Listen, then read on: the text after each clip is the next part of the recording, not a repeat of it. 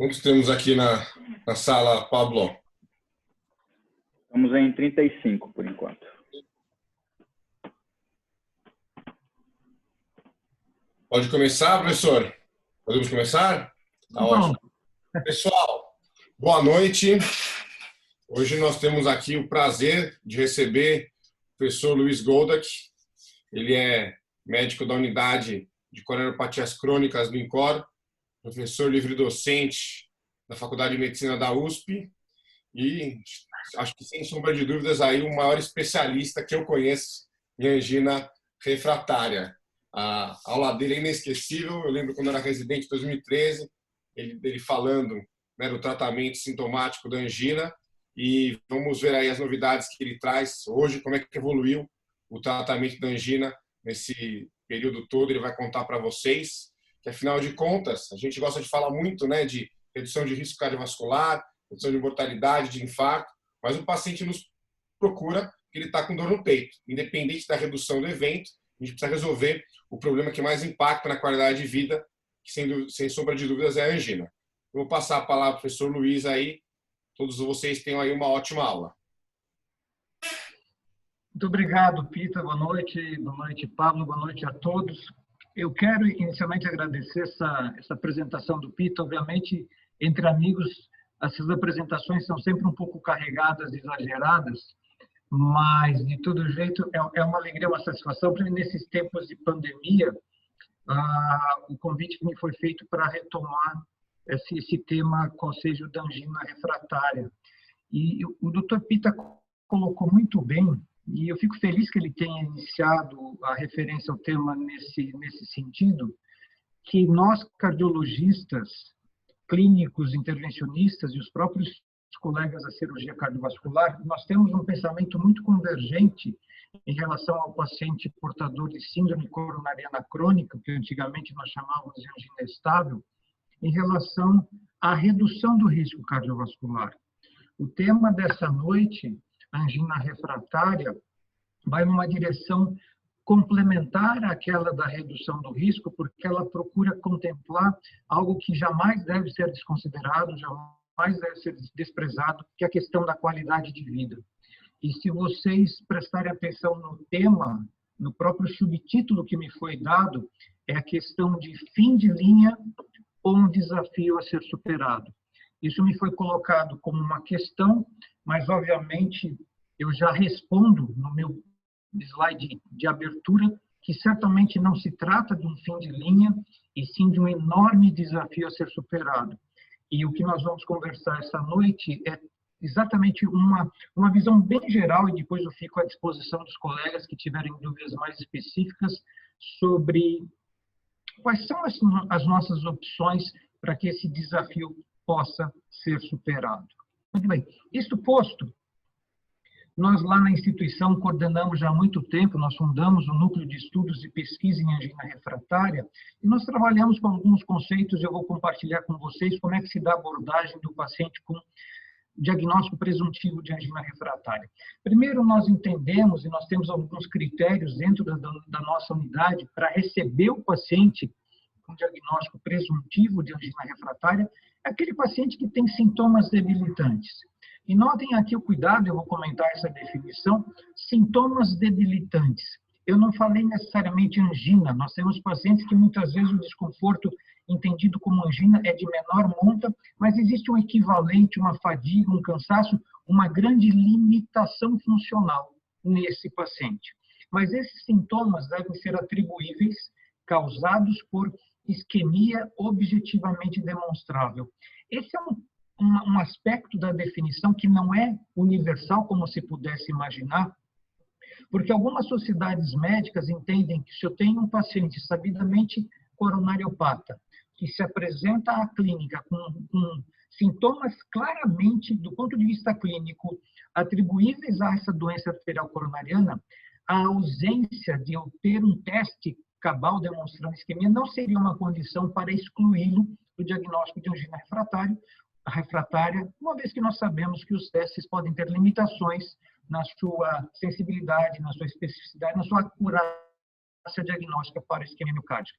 Mas o aspecto talvez mais fundamental seja o papel do heart team, em entender que esse paciente não é candidato, não é passível de procedimentos de revascularização, ao menos convencional, seja angioplastia, seja a cirurgia de revascularização miocárdica.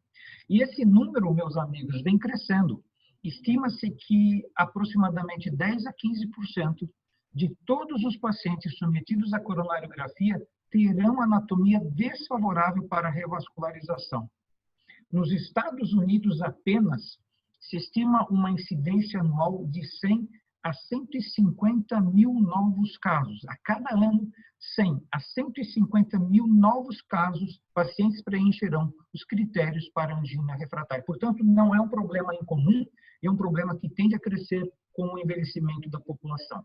Diversas seriam as causas pelas quais esses pacientes evoluem com diagnóstico de angina de difícil controle, angina persistente ou angina refratária, por oclusão total crônica, insuficiência de colateral, degeneração de enxertos previamente confeccionados, leito distal ruim, uma das características, talvez uma das causas mais frequentes, o paciente com uma coronariopatia difusa, leito arterial distal ruim, em que você apresenta o caso ao hemodinamicista ou cirurgião, eles entendem que aquele doente não é passível de tratamento percutâneo ou cirúrgico pela má qualidade do seu leito distal, do seu leito arterial distal.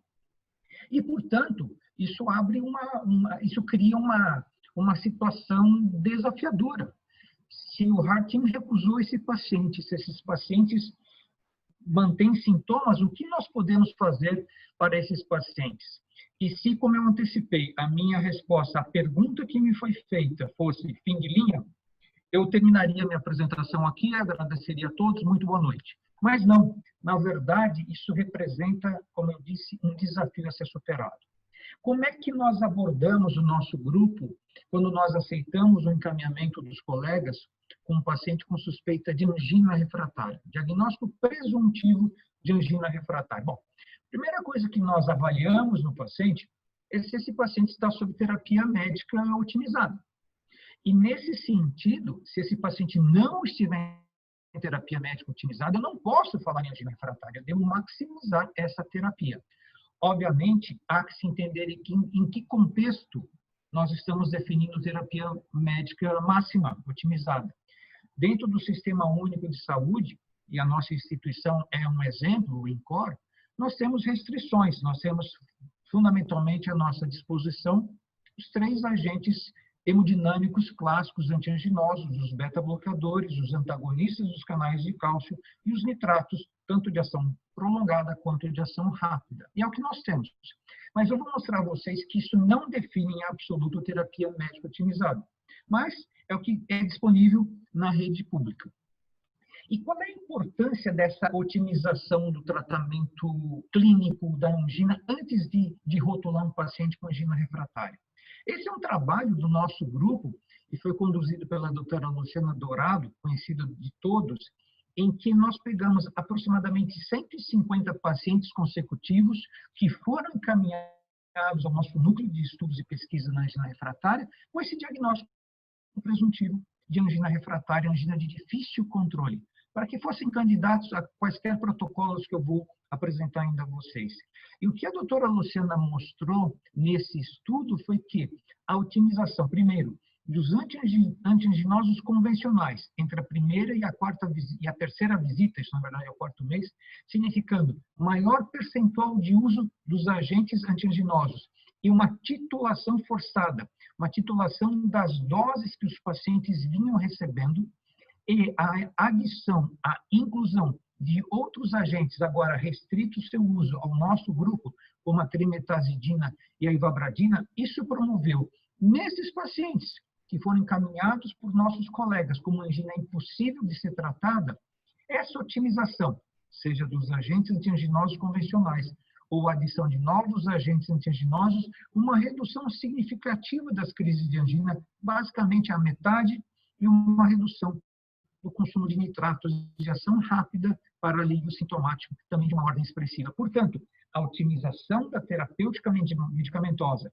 seja para controle de sintomas e, claramente, para melhora do perfil metabólico, controle glicêmico, controle pressórico, frequência cardíaca, são fundamentais antes que se rotule um paciente como angina de difícil controle, angina refratária. Mas admitindo-se que agora ele esteja sob terapia médica otimizada, nós devemos sempre lembrar, viu, Pita e Paulo, eu lembro sempre os nossos residentes que os cardiologistas, nós, antes de cardiologistas, também fazemos clínica médica. Então, há que se procurar uma causa secundária que talvez pudesse explicar o agravamento da angina num paciente sabidamente coronariopata. Nós já tivemos pacientes que, por exemplo, se forem encaminhados ao ambulatório com uma angina de difícil controle, em que a causa do agravamento da angina era uma anemia crônica por uma úlcera hemorrágica, uma síndrome dispéptica qualquer. Esse paciente tinha um sangramento digestivo muito lento, muito discreto, mas que ao cabo de alguns meses se traduziu numa anemia crônica, cuja apresentação foi um agravamento da angina. Uma vez revertida a causa secundária que pudesse levar a esse agravamento, o paciente, obviamente, melhorou dos seus sintomas. Então, sempre lembrar de causas secundárias de agravamento da angina. E se houver essa causa, obviamente, ela deverá ser tratada. Mas, eventualmente, nós não identificamos essa causa secundária, o paciente já vem em terapia médica otimizada, e aí sim, esse paciente deve ser considerado um candidato potencial às novas terapêuticas para angina refratária. Que é a que eu vou usar agora o meu tempo. Esse tempo que me foi concedido, gentilmente pela unidade de aterosclerose, nós vamos apresentar aos senhores um painel. Nós vamos apresentar um painel dessas novas opções terapêuticas no tratamento do paciente com angina refratária. Nós vamos procurar dar um destaque um pouco maior àquelas em que nós tivemos envolvimento, temos alguma experiência, e, no final, também mencionar aquelas que estão disponíveis em outros centros, mas que, infelizmente, nós ainda não conseguimos trazer para a nossa realidade. Então, esse aqui eu montei como se fosse um menu de opções.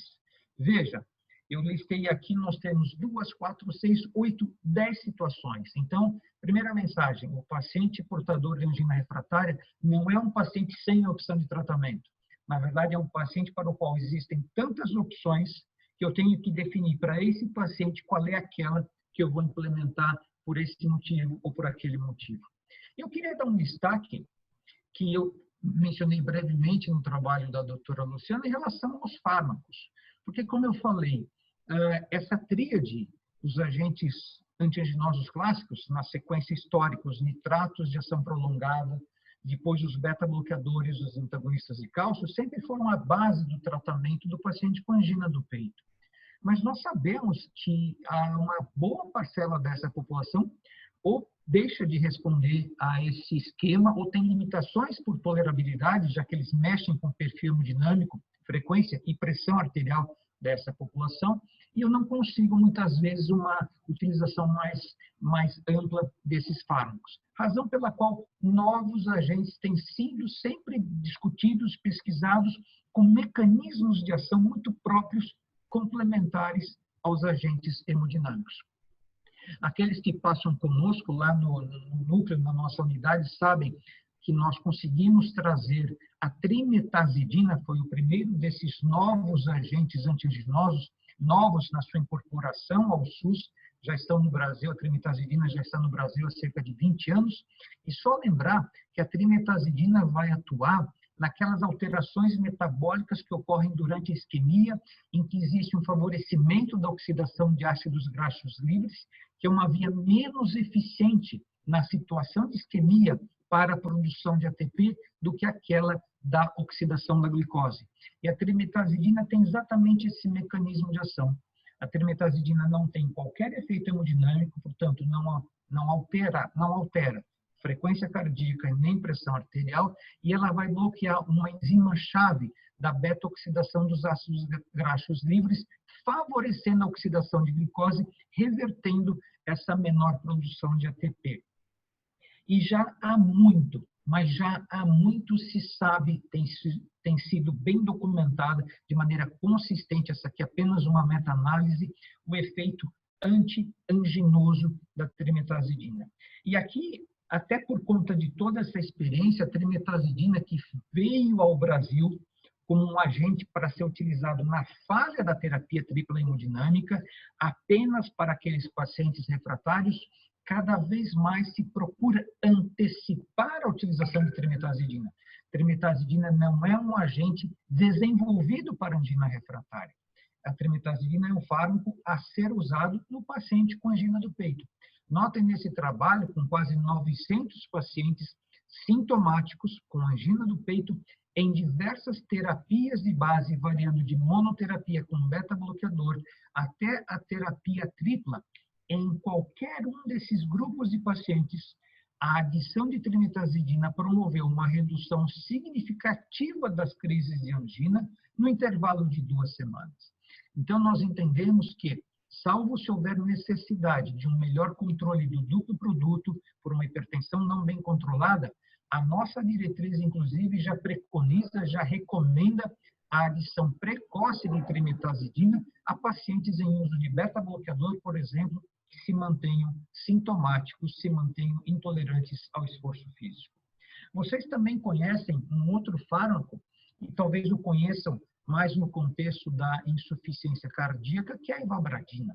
A ivabradina é um agente um pouco mais novo, é um inibidor específico da corrente F das células do nosso sinoatrial, que promovem, portanto, uma redução da frequência cardíaca. Sabe-se que a ivabradina, além dessa redução pura da frequência cardíaca, tem outras ações do ponto de vista da célula cardíaca, redução da área de infarto, supressão de arritmias malignas, principalmente aquelas associadas à isquemia e disfunção, mas, no que nos tange, aqueles que lidam do paciente coronariopata, além dessa redução da frequência cardíaca, que guardaria uma semelhança com a ação, por exemplo, de beta-bloqueadores ou antagonistas de cálcio não dihidropiridínicos, como verapamil e diltiazem, nós hoje sabemos que a ivabradina promove um aumento da perfusão coronariana, uma melhora da função endotelial e uma maior angiogênese, um maior desenvolvimento de insuficiência da rede de colateral. E isso explica por que ela tem sido tão bem sucedida quando associada a beta-bloqueadores. Pode parecer um contrassenso no primeiro momento, associar 2 agentes que vão reduzir a frequência cardíaca para otimizar a tolerância ao esforço, mas é exatamente por ter outras ações que vão além da redução da frequência, é que a sua associação a indivíduos em uso de beta-bloqueador promoveu aumento da tolerância ao esforço físico por qualquer métrica da ergometria, seja ao tempo total de exercício até o tempo para o aparecimento de depressão do segmento ST. Então, nós temos usado ivabradina também no nosso grupo, respeitadas aquelas limitações, paciente em ritmo sinusal, com frequência basal acima de 70, em uso de beta-bloqueador. Mais recentemente, ao Brasil, chegou a ranolazina. A ranolazina chegou ao Brasil há aproximadamente 2 anos, já estava disponível nos Estados Unidos há algum tempo, e a ranolazina tem um mecanismo de ação muito específico, qual seja o do bloqueio da corrente tardia de sódio, que, na condição de isquemia miocárdica, parece que está hiperativada. Nessa situação de isquemia, em que haveria uma maior ativação da corrente tardia de sódio, promovendo sobrecarga de sódio, sobrecarga de cálcio, disfunção mecânica, instabilidade elétrica, e essa disfunção mecânica seria caracterizada por um aumento do estresse parietal, com compressão extrínseca vascular, prejudicando a perfusão coronariana, a perfusão miocárdica, razão pela qual a ranolazina teve o seu efeito antianginoso, documentado em uma série de estudos.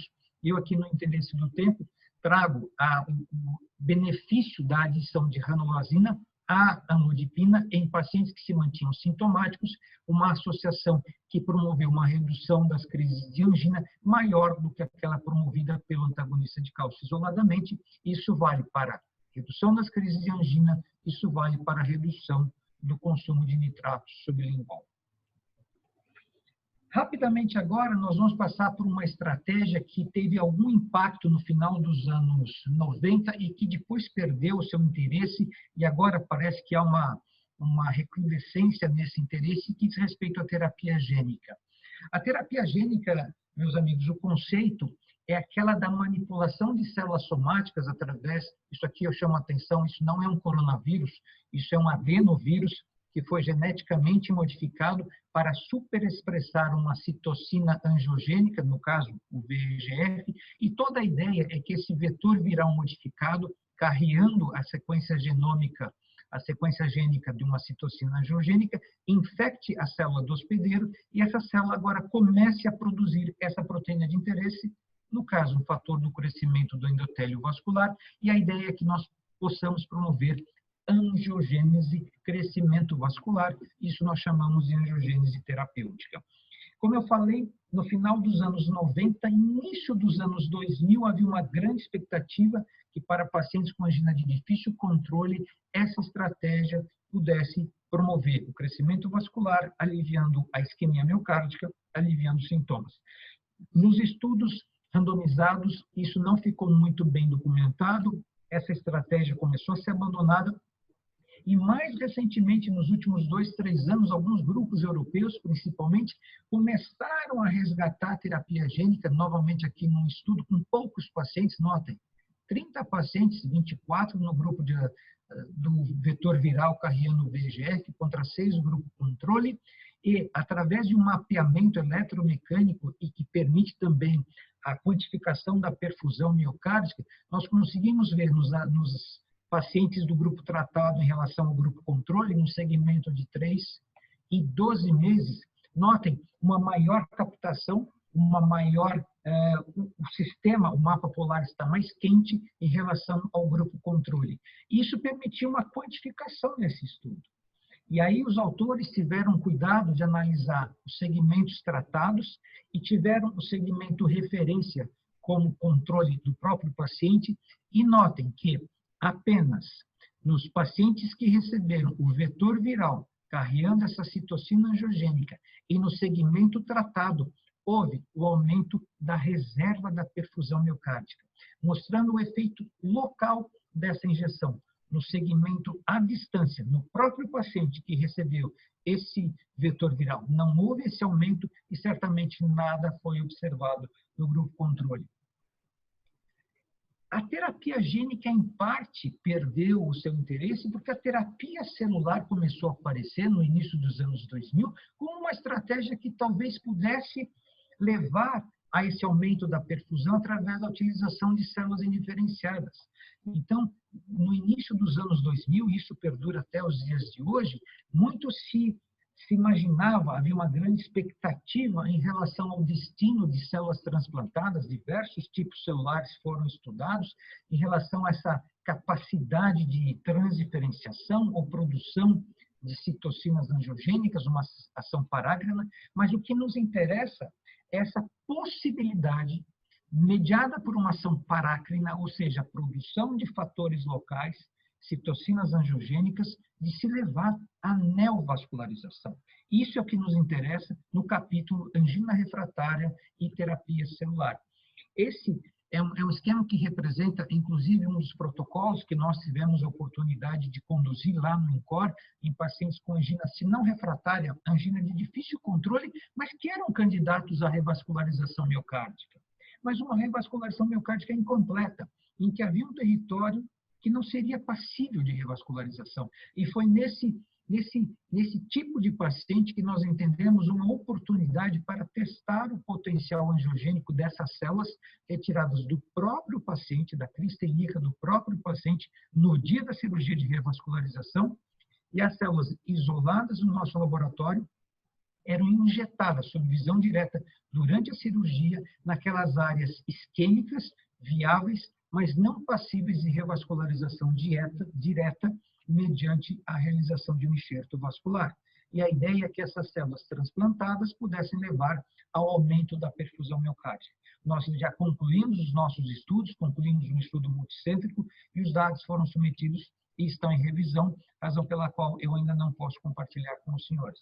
Mas nós já temos alguns estudos, isso é uma meta-análise, envolvendo mais de 300 pacientes com angina refratária e que foram submetidos à terapia com células-tronco.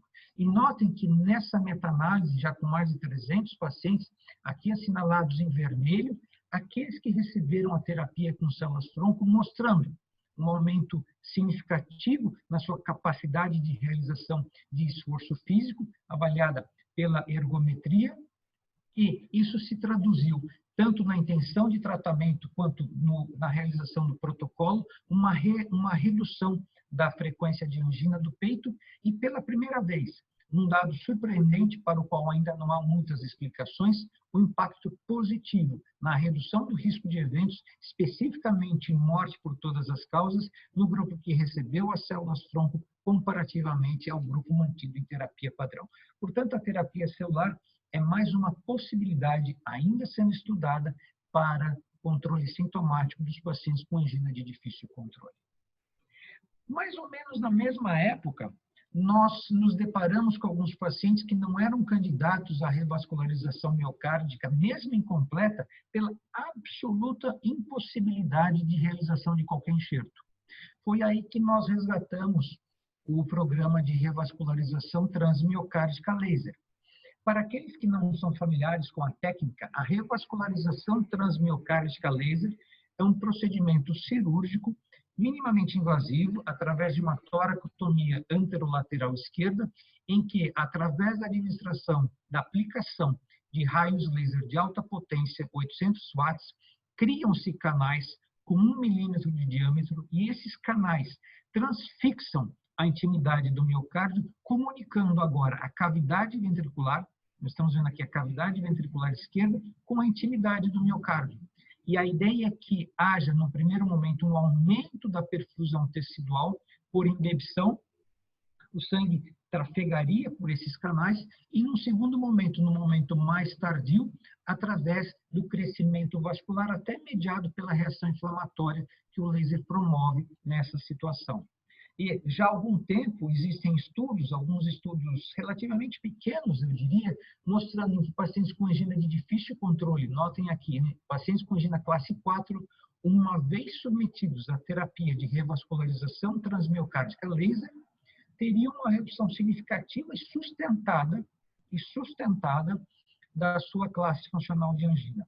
Nós, como eu falei, nos interessamos por isso, mas fomos além na tentativa de combinar essas duas estratégias, a revascularização transmiocárdica laser, combinada à terapia celular, numa proposta inédita, tentando otimizar esse potencial angiogênico. O que vocês estão vendo aqui é um dos pacientes da nossa casuística, esse é o resultado final. Então, notem aqui, vocês podem observar aqui, nós estamos vendo os canais, os orifícios criados pela aplicação dos raios laser. Notem que se forma um discreto hematoma intramural, então existe essa cor violácea do ventrículo, e aqui o cirurgião procede à injeção intramiocárdica de células-tronco do próprio paciente, se não no interior do canal, uma vez que esse canal pode ser substituído por fibrose, mas ao redor do canal recém-criado, na tentativa de se potencializar aquele efeito angiogênico.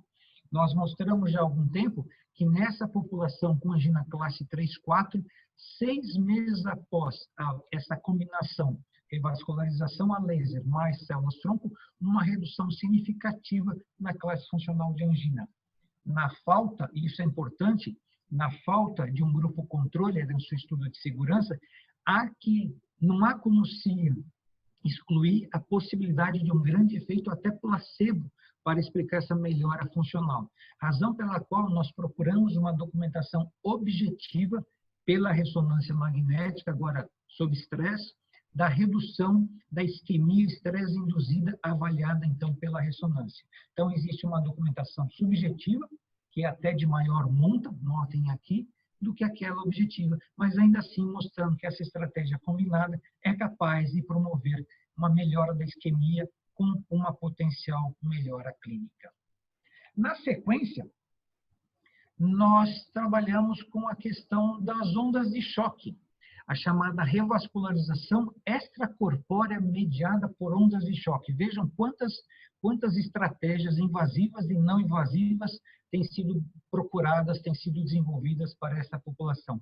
E já há algum tempo, esse é um estudo experimental, mas já há algum tempo se sabe que a aplicação de ondas de choque, que nada mais são do que ondas mecânicas de perturbação, a exemplo, muito grosso modo, do que ocorre, por exemplo, com o procedimento de litotripsia, obviamente a intensidade da energia para a dissolução de um cálculo é é bem diferente do que a gente usa na cardiologia, mas a ideia é que aquela perturbação causada por essa onda de choque possa levar ao aumento do número de vasos sanguíneos em relação ao grupo controle, tanto vasos de pequeno calibre quanto de mais alto calibre, em vários modelos experimentais. A gente pode ver aqui uma marcação para o crescimento desses vasos sanguíneos. Isso, mais uma vez, mediado pela liberação de citocinas angiogênicas. Então, essa perturbação endotelial levaria ao estímulo para a liberação de citocinas angiogênicas e o crescimento vascular. Esse aqui é o nosso protocolo. Nós trouxemos, o INCOR foi o primeiro centro no Brasil que trouxe o equipamento. Vocês estão vendo aqui a aplicação num voluntário. Então, como se dá essa aplicação? Essa é uma aplicação muito focal, muito específica para a área isquêmica. Portanto, os pacientes com angina refratária eram mapeados pela cintilografia de perfusão. Nós mapeávamos a parede, a área, o segmento a ser tratado e depois, guiado, acoplado ao ecocardiograma. Os senhores estão vendo aqui o Dr. Conrado Secom, que foi nosso residente lá no INCOR, depois fez ecocardiografia, fez a sua tese de doutorado em cima dessa tecnologia. Vocês aqui me reconhecem. Nós estamos aqui com um paciente voluntário em que nós, uma vez sabida já determinada essa área, guiada pelo ultrassom, nós sabemos agora a profundidade e o distanciamento da linha mediana para exatamente atingirmos a zona isquêmica. O protocolo deve ser feito segunda, quarta e sexta, há um intervalo de 3 semanas, nova sessão segunda, quarta e sexta, outras 3 semanas, segunda, quarta e sexta, isso para obedecer à cinética de liberação dessas citocinas angiogênicas. Esse é o resultado da tese do Dr. Conrado Secom, já publicada, em que 15 pacientes do nosso grupo com angina refratária foram submetidos a essa estratégia. E interessante, mais uma vez, uma redução importante da classe funcional de angina e, inclusive, de dispneia ou da insuficiência cardíaca. Eu queria chamar a atenção de vocês, vocês podem dizer, puxa vida, mas eles mantiveram classe funcional 2 como resultado final. Vejam bem, para quem trabalha, e o Dr. Peter chamou a atenção isso na sua apresentação inicial, para quem trabalha com angina refratária, ter um paciente que melhorou uma classe funcional de angina é um ganho enorme, é um grande ganho, porque significa uma menor limitação para as suas atividades habituais. Mas aqui nós não tínhamos um grupo controle, então nós tivemos que discutir que o paciente poderia ser controle dele mesmo. Isso foi feito. O Dr. Conrado determinou a reserva de fluxo miocárdico em todos os segmentos, nos segmentos isquêmicos que foram tratados, naqueles segmentos isquêmicos que não foram tratados. Alguns pacientes tinham uma área muito grande, nós tivemos que selecionar qual área seria tratada, e naqueles pacientes, naqueles segmentos não isquêmicos e que certamente não foram tratados.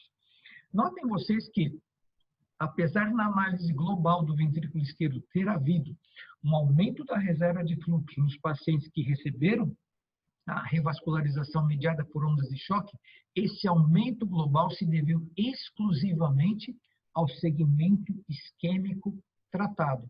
Portanto, mostrando uma ação local realmente muito específica dessa terapia, de tal sorte que aquele segmento isquêmico adjacente à distância do segmento isquêmico tratado não observou nenhuma melhora na sua reserva de fluxo miocárdico.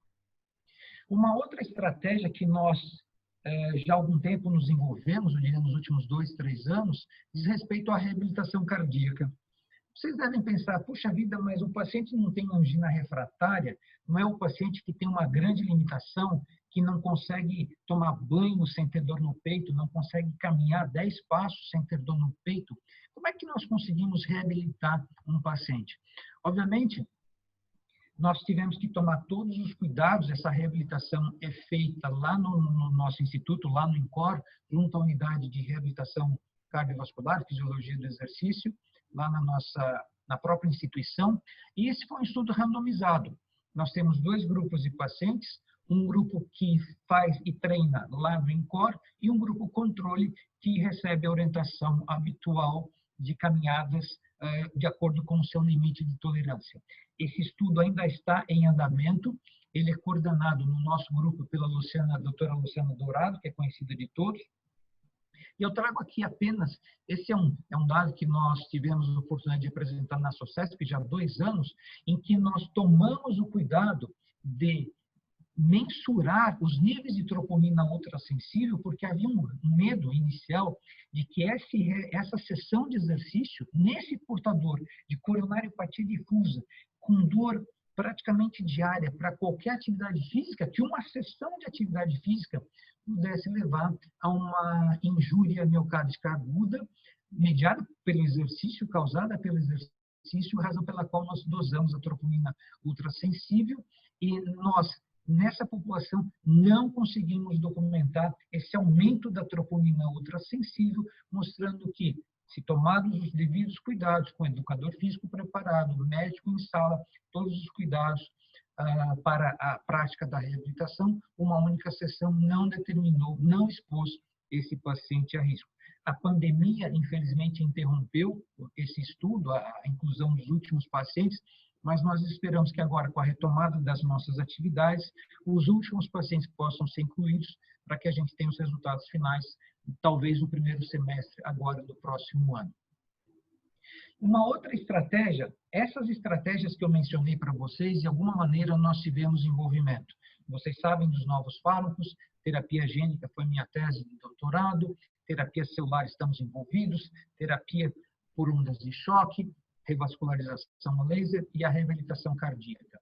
Essas últimas 4 opções do nosso menu não estão disponíveis, mas já há algum entendimento para que a gente possa trazer esta ou aquela estratégia. E aqui nós temos um interesse mais imediato, é a possibilidade do uso do redutor do seio coronariano. Essa é uma tecnologia bastante interessante, novamente aqui em parceria com a cardiologia intervencionista, em que existe a possibilidade de implante de um stent que tem uma forma muito específica, que é essa forma assim chamada em ampulheta, e esse stent com esse formato muito específico em ampulheta é colocado através da cardiologia intervencionista no seio coronário. E a ideia é que com o tempo esse stent com esse formato determine um ponto de resistência, fazendo com que retrogradamente houvesse um aumento da perfusão miocárdica, já que a drenagem do sangue do sistema arterial para o sistema venoso estaria lentificada. Então, é uma estratégia que tem como princípio oferecer uma resistência à drenagem venocapilar, fazendo com que retrogradamente nós pudéssemos ter uma maior perfusão miocárdica.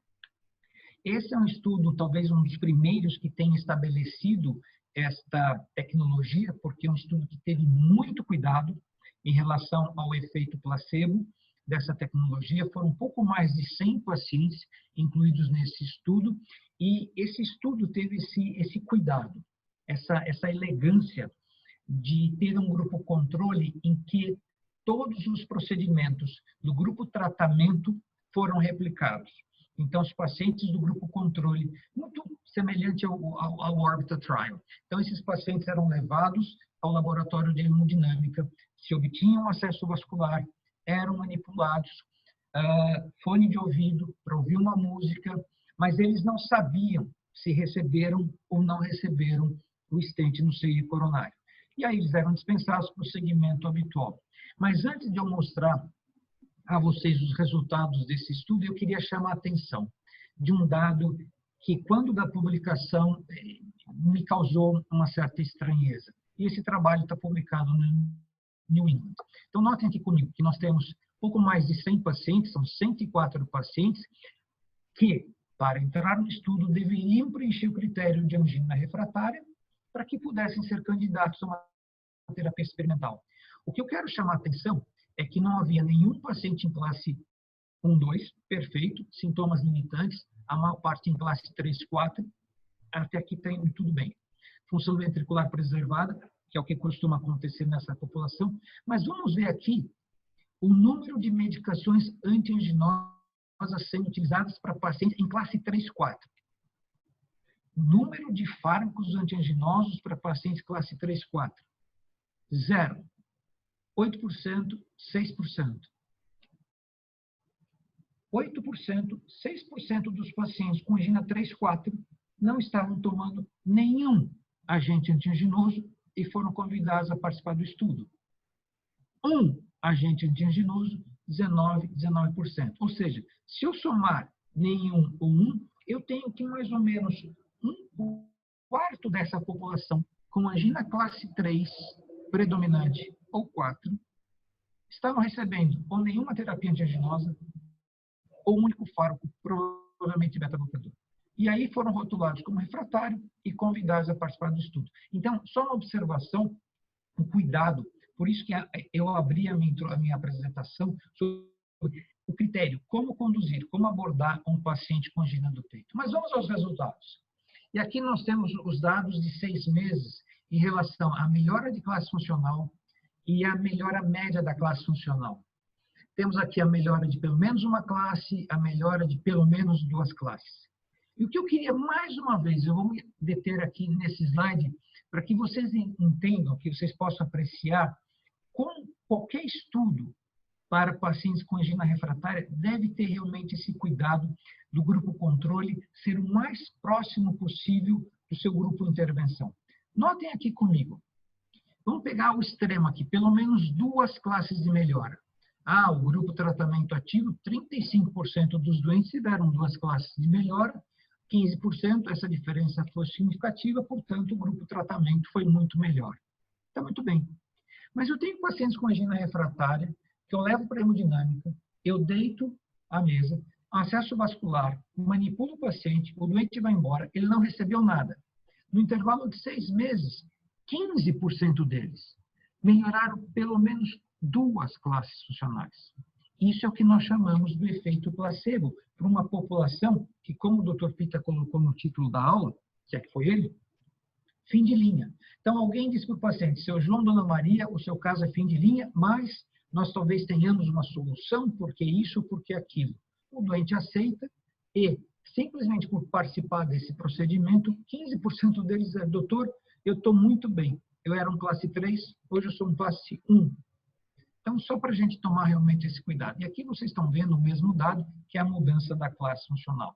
Mas esse era o dado de 6 meses, depois um outro grupo replicou isso, agora são 50 pacientes, mostrando que essa melhora da classe funcional se sustenta por pelo menos 1 ano. Então, não há uma perda da eficácia dessa melhora em termos de classe funcional, e aqui a gente consegue ver bem essa distribuição entre as 4 classes funcionais no seu basal, não havia nenhum paciente em classe 1, ao cabo de 4 e 12 meses, a gente tem um bom percentual de pacientes em classe 1, outro tanto em classe 2, às custas de uma grande redução de classe 4.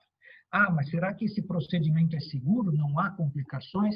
Aqui a gente tem a taxa de complicação nesses 50 pacientes e a taxa de complicação numa equipe bem treinada foi virtualmente 0.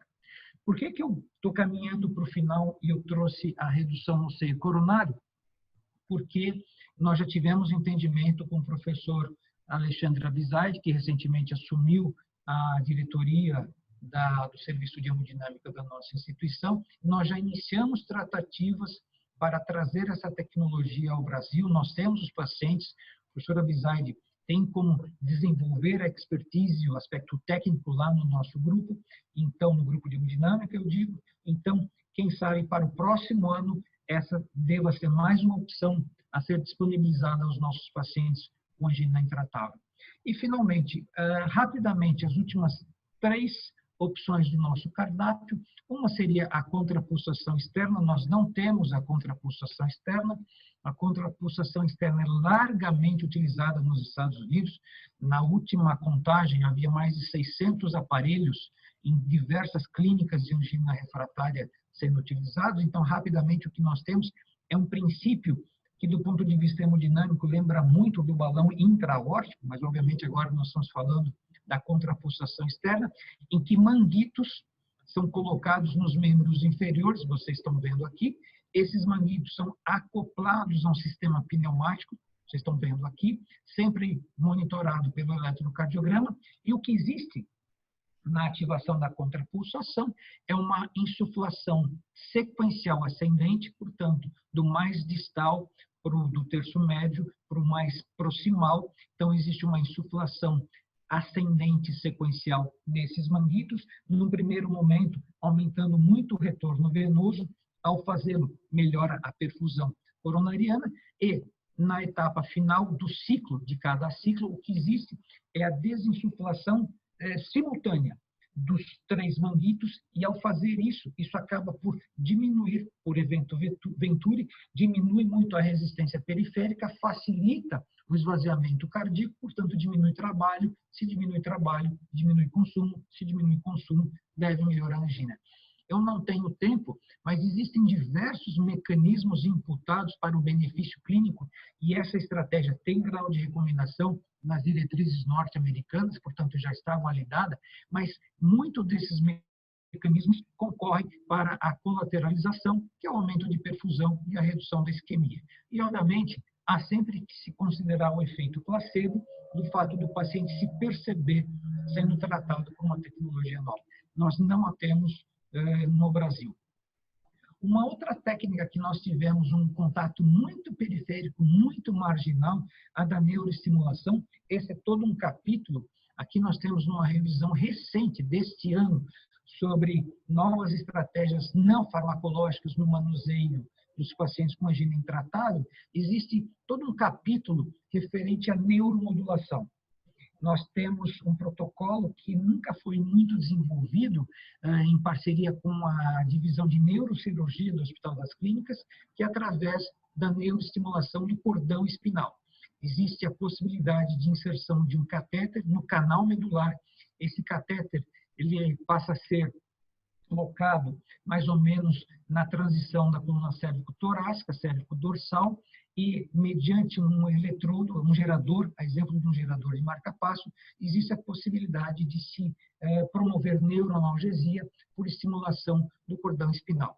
Tivemos poucos casos, nosso grupo não seguiu nenhum especificamente, não indicamos o procedimento, e isso na nossa instituição não tem sido uma possibilidade terapêutica no momento, mas nos Estados Unidos existe essa técnica e existe uma outra, que é a possibilidade da estimulação nervosa elétrica transcutânea, também com a qual nós não temos experiência. E, finalmente, a última estratégia é a aférese de lipoproteína A. Então, vejam vocês como nesse menu de opções nós temos diversos componentes da fisiopatologia da isquemia miocárdica sendo contemplados para a melhora de sintomas. E o último que saiu é a aférese de lipoproteína A. E é muito interessante nesse estudo, porque pegaram pacientes com angina refratária em níveis muito altos de lipoproteína A, acima de 500, e esses pacientes foram submetidos à aférese para redução dos níveis de lipoproteína A, e o que se mostrou com estudos de perfusão miocárdica é que pós a aférese da lipoproteína A haveria um aumento da perfusão miocárdica no estresse, algo que não foi visto nos pacientes do grupo controle, e isso se traduziu em aumento na distância caminhada, na tolerância ao esforço físico e uma redução das crises de angina, que foi traduzida por uma melhora do índice de qualidade de vida. Portanto, melhora de perfusão, melhora da tolerância ao esforço e uma melhora da qualidade de vida, significando redução das crises de angina.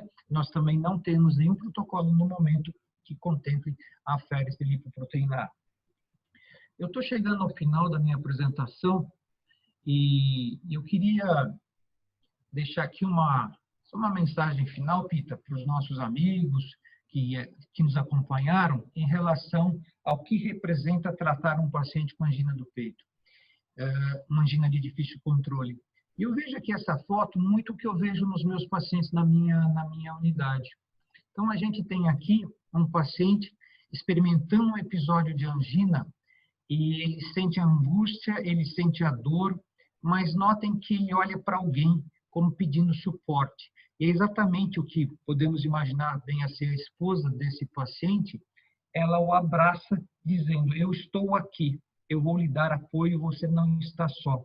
Então pode parecer meio piegas, meio lugar comum, mas é assim que a gente entende essa mensagem que eu tento passar para os nossos residentes, para os nossos fellows, para os nossos pós-graduandos.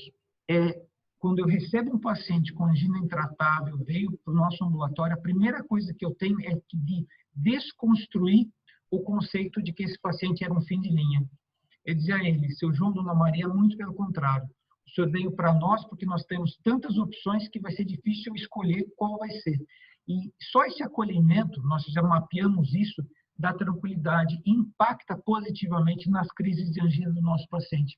Então, eu gosto muito dessa imagem porque representa a filosofia do nosso grupo, de acolhimento, de olhar para o paciente e dizer, você não está só, você está sendo acolhido, nós vamos procurar tratá-lo da melhor maneira, inclusive com estudos experimentais. O meu último diapositivo, eu gosto sempre de fazer referência àquele que definiu a doença que eu tanto estudo, que é a angina do peito, o Dr. Pablo, o Dr. Pita e tantos outros se dedicam a estudá-la, que é o Eberton, que fez uma descrição que há mais de 200 anos se sustenta em relação ao que é a angina do peito. Imbatível, imbatível. Mas ele teve, diante da grandiosidade de descrever uma síndrome, uma doença nova, ele teve uma humildade, que foi de concluir a sua descrição, e eu trago aqui, ele faz uma referência ao tratamento. E ele faz uma referência ao tratamento, ele diz, com relação ao tratamento dessa doença, desta condição, eu tenho pouco ou nada a acrescentar. Eu tenho certeza que hoje, 200 anos depois, ele deveria ficar muito satisfeito o tanto que nós conseguimos avançar, o tanto que nós conseguimos oferecer aos pacientes que padecem da doença que ele descreveu. Pita, Pablo, muito obrigado pela atenção. Eu não sei quanto tempo nós temos ainda, mas eu estou aberto a qualquer questionamento. Muito obrigado.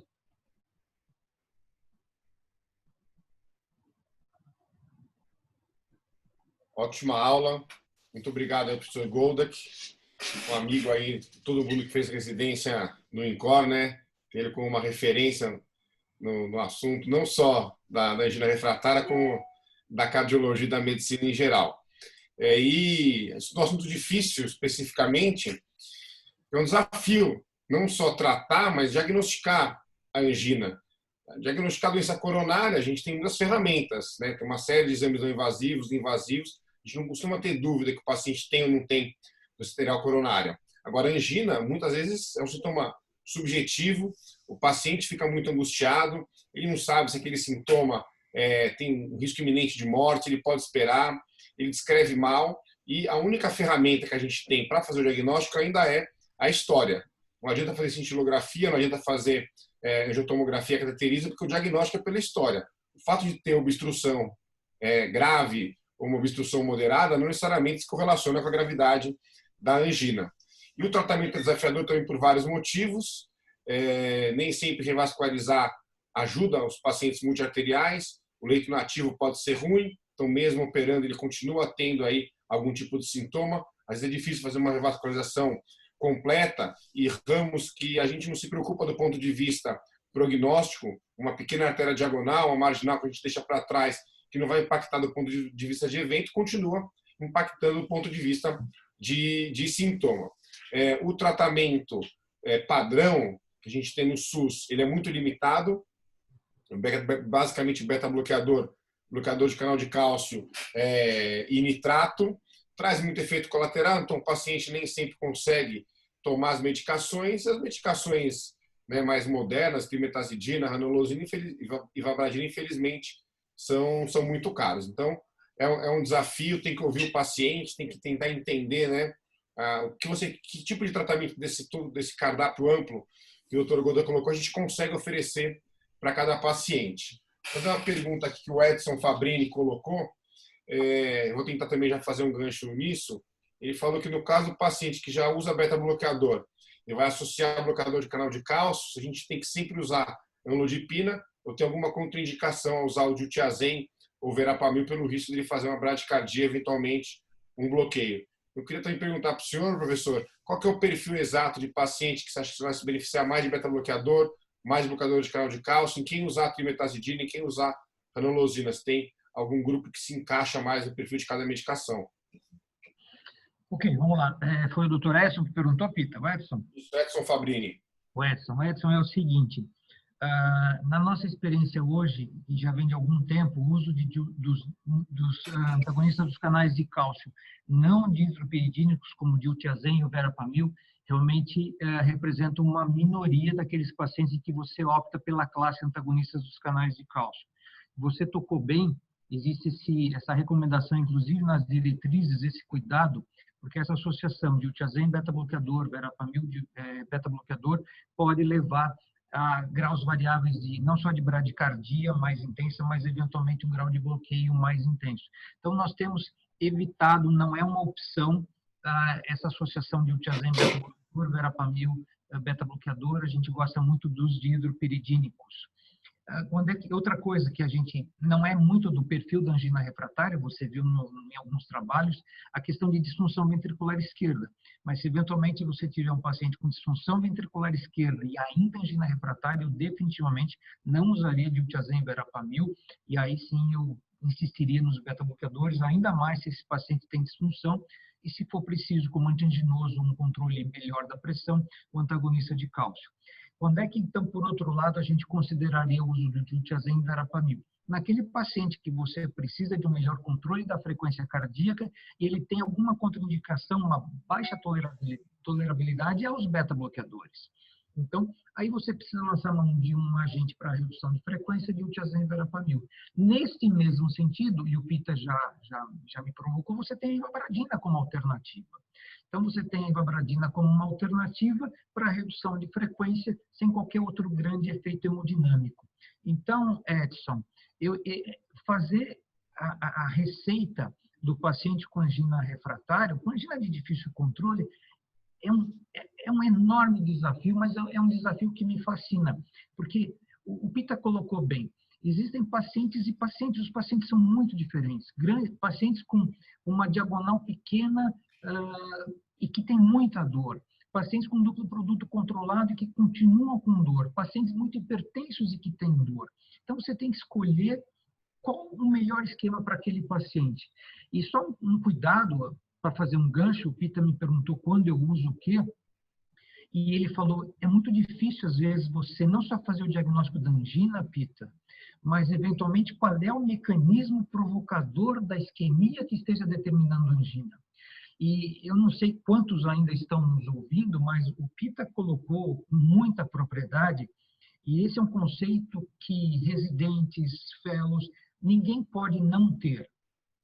Aqueles, como estão aqui, Dr. Pablo, Dr. Pita, eu e tantos outros, que resolveram se dedicar a estudar essa doença, por favor, isso eu não quero soar pejorativo, mas nós não somos os encanadores da cardiologia. Nós temos doença aterosclerótica, muitas vezes até importante, sem qualquer significado hemodinâmico, sem qualquer isquemia associada. Nós temos pacientes com isquemia documentada na ausência de lesões obstrutivas importantes.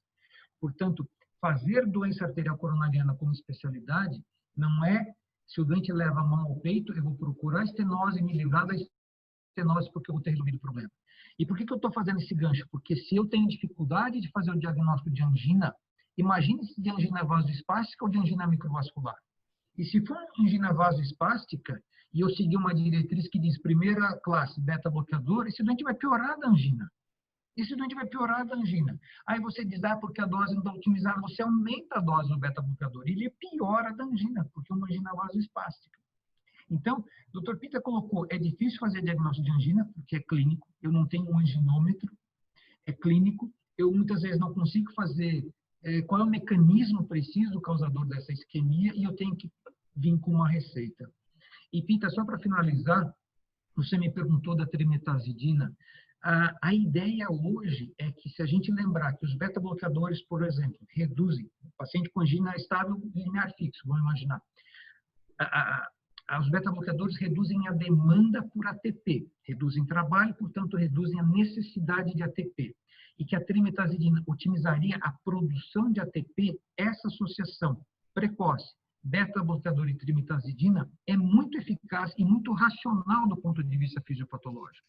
Agora, se você me tem um paciente que está com 18/10 de pressão, já está tomando IECA por qualquer outro motivo, e eu talvez tenha que lançar mão de um antagonista de cálcio, para melhorar o duplo produto e ver o que sobra.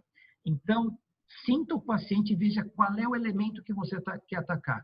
É a frequência, é a pressão, é a parte metabólica, é o vasoespasmo. Pita, é fantástico quando a gente pensa sobre o paciente com angina do peito. Últimas explicações. Acho que o Pablo quer fazer alguma pergunta aí? Boa. Fala, doutor Pablo. Boa, professor. Obrigado aí pela aula, professor. Acho que assim, diretor. Acho que a gente se empolga bastante nessa aula. Assisti a aula do senhor sobre o mesmo tema aí quando era R1, faz menos de 2 anos. E é muito interessante como ela avança. É isso que eu ia falar. Aparecem novas coisas, novos temas, inclusive. E acho que é uma aula também que traz aí um certo orgulho da nossa instituição, né? De estar participando de terapêuticas que estão em pesquisas no mundo todo, na dianteira aí, sobre esses temas, mesmo com todas as limitações do que é ser um serviço do sistema público de saúde num país como o nosso, né? Então, sem dúvida, é um grupo de parabéns e que serve de exemplo aí para todos nós. O Peter rolou uma pergunta de perfis para a terapia das outras medicações que geralmente a gente não tem no SUS, mas eu queria saber uma coisa do senhor, sobre plasma enriquecido, na verdade. Tem algumas pesquisas aí dos últimos anos, 2017, 2018, com relação à melhora de função miocárdica, com a aplicação do plasma enriquecido durante a cirurgia cardíaca ou após.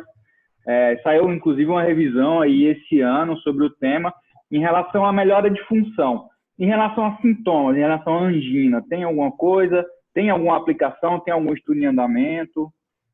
Não, e na mesma direção, Paulo, não, para angina eu desconheço qualquer trabalho que tenha olhado especificamente esse desfecho, mas uma coisa que me fascina nessa linha, você falou de plasma enriquecido, uma coisa que eu fui ver, porque está sempre muito mal explicada, por que a aférese de LPA, LPAzinha, e vocês trabalham com aterosclerose, a gente podia pensar num estudo, por que a aférese de LPA vai melhorar sintoma? Por que vai melhorar a perfusão miocárdica? Então, sabe, Pita e Paulo, aparentemente, quando se faz a aférese de LPA, outras coisas acontecem, além da redução da LPA. E talvez essas outras coisas que acontecem além da redução da LPA, eu me lembro que o Pablo mencionou a história do plasma, poderiam ter benefício, como a própria redução do LDL, citocinas inflamatórias, outros agentes de estresse oxidativo que melhorariam a função endotelial, determinando melhora da perfusão. Quando eu fui rever isso, eu achei isso fantástico. Obviamente, o Pablo mencionou a questão de custo, a aférese não é uma coisa fácil de ser feita, é uma coisa que realmente tem um custo envolvido, mas nessa linha do que o Pablo falou, Pita, e nessa interface de grupos, então eu estou falando por um grupo de aterosclerose. Eu não mencionei aqui, mas nós estamos com um projeto com o professor Maranhão, lá embaixo, lá na unidade, no laboratório de lípides, para tentar modular a aterosclerose com as nanopartículas do professor Maranhão nos meus pacientes com angina refratária, para ver se eventualmente diminuindo, olha a ambição, Pablo, diminuindo a carga aterosclerótica, a gente poderia ter algum grau de melhora de função endotelial que se traduziria em melhora de sintoma. O professor Maranhão ficou encantado. Então, só para fechar, Pablo, o que você falou, a nossa instituição, e cada um que está aqui moderando, ouvindo, que fez parte ou ainda faz parte dessa instituição, de novo, apesar de todas as dificuldades, essa é uma instituição que nunca se furtou a ocupar um papel, um espaço, de realmente estar na dianteira, de tentar trazer o que tem de melhor e ainda fazer melhor, contribuir com mecanismos, com estudos, porque nós temos pacientes, nós temos uma demanda humana clínica e nós temos competência, nós temos expertise. Então, por favor, vocês da unidade de aterosclerose, se tiverem qualquer ideia para diminuir a aterosclerose nos meus pacientes, elas são mais que bem-vindas. Ótimo, professor. Mas aqui o Henrique Pinés e o Vinícius fizeram... O Henrique Pinés é nosso preceptor, o Vinícius nosso residente. Uma pergunta mais ou menos parecida. O Henrique perguntou se é possível associar a trimetazidina à ranolosina e o Vinícius quais são as principais contraindicações à trimetazidina e à ranolosina. Tá bom. O Pinés é a preceptora, né? Preceptor atual. Eu estou brincando que eu trabalho com ele um dia sim e outro também. Então, mas vê bem, Vamos lá, contraindicações, trimetazidina. Trimetazidina é mais fácil de usar. A grande contraindicação à trimetazidina é a disfunção renal. Trimetazidina não é nefrotóxica, mas ela é de excreção renal e, portanto, tem que se fazer um ajuste de dose. A dose habitual disponível no Brasil é o comprimido de 35 miligramas, que é de liberação intermediária, a cada 12 horas. O paciente tem taxa de filtração glomerular abaixo de 60, mas acima de 30, reduz a um comprimido ao dia. O paciente tem taxa de filtração abaixo de 30, não deveria ser usado. É um uso off-label. Eu sei que isso eventualmente vai ser gravado, então eu talvez me arrependa, mas eu tenho alguns pacientes com disfunção renal e cuja resposta foi tão boa que eu acabei mantendo, mas isso é um uso off-label. E um efeito colateral da trimetazidina extremamente raro, mas descrito, são sintomas extrapiramidais. Então, os pacientes podem ter um tremor, se assemelha a um tremor essencial, mas que é dose dependente, é exposição dependente. Você retira a droga e o tremor desaparece. Então, trimetazidina não causa Parkinson. Se o doente tiver Parkinson, isso é Parkinson mesmo, não foi causado pela droga, mas pode dar uma síndrome Parkinson-like. Ranolazina. Ranolazina é um pouquinho mais complicado. Tem o primeiro grande medo da ranolazina, porque ela é um bloqueador da corrente tardia de sódio, é aumentar o intervalo QT. E hoje está na moda falar de intervalo QT. Então, ela pode aumentar o intervalo QT. Então, se o doente tem síndrome do QT longo, faz uso de alguma outra situação, outro fármaco que possa aumentar o intervalo QT, o risco de uma arritmia ventricular, torsade de Poinot, tem que ficar atento. Mas o que eu diria que mais me preocupa com a ranolazina, Pita e Pablo, são as interações droga-droga, interações medicamentosas. Existem alguns bancos de dados, vale a pena a gente ver. Existe um banco canadense bem interessante de farmacologia, que quando você põe ranolazina em interação, a cada semana tem uma nova interação descrita. Então, já são mais de 1000 interações descritas, inclusive com fármacos que a gente usa. Uma coisa é falar do antirretroviral do HIV. Tá bom, você vai ter algum paciente que está usando antirretroviral. Mas estatinas, antidiabéticos, são os nossos pacientes. Então, interação droga-droga é algo que a gente merece atenção. Quanto a usar junto, a doutora Luciana Dourado, mais uma vez sendo citada aqui, ela conduziu um piloto, nós já testamos em 10 pacientes essa associação, com todo o cuidado, monitorando eletro, medindo o QT. A associação foi segura e foi benéfica, os doentes se deram melhor da angina. E ela agora está submetendo um novo projeto, a gente deve estender essa associação, isso não existe nenhuma descrição de uma associação trimetazidina-ranolazina, porque agem em mecanismos diferentes. Então, é uma associação que pode ser promissora, desde que se mostre segura. Acho que era isso, né? Não faltou nada, não me lembro. Eu falo tanto que aí às vezes eu até pergunta. Olha aqui, acho que a última pergunta aqui, estamos avançando no tempo, a gente não percebeu, mas já são 9h10. Última pergunta da Letícia. Qual que é a experiência do senhor com a reabilitação cardíaca no tratamento da angina refratária? Letícia, é impressionante. Obviamente, no nosso estudo, e eu vou dar nosso testemunho, o nosso grupo controle não é placebo, porque, assim, não é placebo. Eu não tenho como fazer um chão, não tenho como colocar o paciente na esteira e a esteira não rodar e ele achar que ele está sendo tratado. Então, claramente, eu tenho um grupo que a gente dá um tapinha nas costas e fala, Sr. José, se der para caminhar na praça da frente da sua casa, o senhor caminha. Mas os pacientes, Letícia, que a gente conseguiu reabilitar, o nosso programa de reabilitação de 3 meses de duração, a melhora é quase universal. Os doentes realmente têm uma melhora de desempenho, uma melhora de qualidade de vida, uma melhora de bem-estar. E uma outra coisa que a gente percebe, sabe, Letícia, é confiança. Porque tudo bem, ele reabilita, não importa, está todo monitorado, mas ele vai criando confiança. Ele vai criando confiança. Ele vai criando confiança de tal sorte que quando termina o programa, ele tende a manter.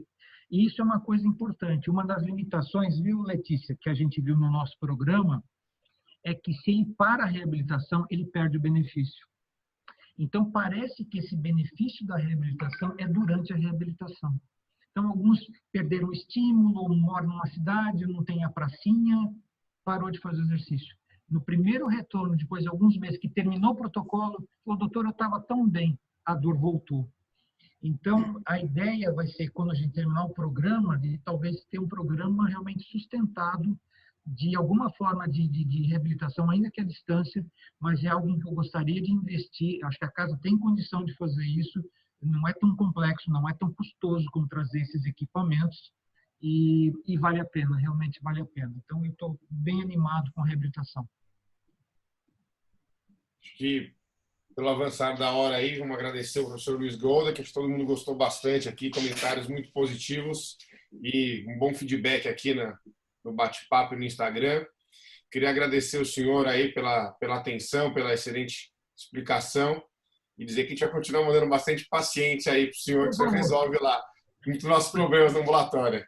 Preciso da lojinha movimentando. Obrigado, professor. Obrigado, Pablo, pela organização. Pablo, temos mais atividades na semana aí, a gente vai disponibilizar no nosso Instagram. Obrigado, menino. Show, parabéns. Parabéns pela iniciativa. Obrigado, professor. Até a próxima. Tchau, boa noite.